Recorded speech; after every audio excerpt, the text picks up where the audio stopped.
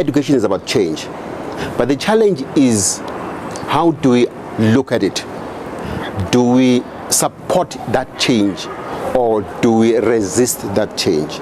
Because life itself is about changes, you find that at a school level, you would have a team of people who would be conservative naturally, and as a result, for all the changes that will be brought into the school by the system, they will find it very difficult for them to accept and move with the flow.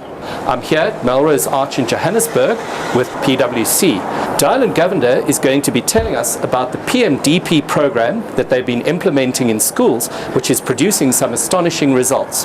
PMDP is a commonly used acronym, but it stands for Professional Management Development Program.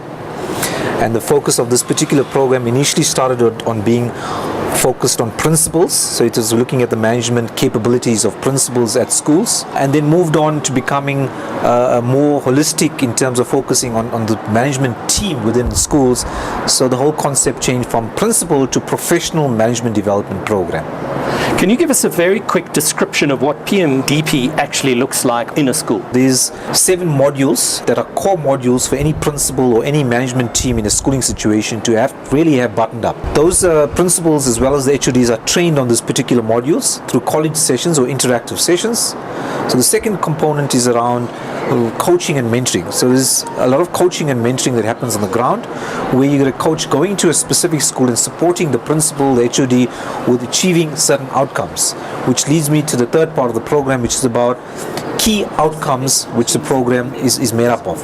And outcomes is about how do we have certain management practices embedded in the school to create efficiency and get the school to be more functional. Do schools with better equipment, better infrastructure, is it fair to say that these schools automatically do better than schools that are perhaps don't have all the equipment and facilities and teachers? We've done some studies and done some correlations, and part of it was doing an empirical study to look at what are the key ingredients or the key components that contribute towards efficiency in school, leading to good throughput, good pass rates.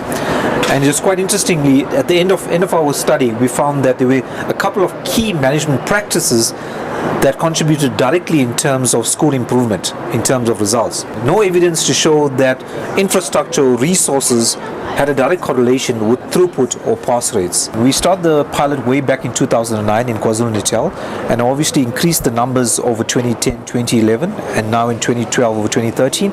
And what we found is that there's been quantitative as well as qualitative improvements in the school. You see, with educators, especially in this democratic era, you'll find that they do as they please sometimes. But you know, there's one part that I liked about people management. It's when a teacher didn't do well, where you need to have a counseling session. You sit down with the teacher, you reason with that particular teacher, you just tell her that this is the way you're supposed to do it.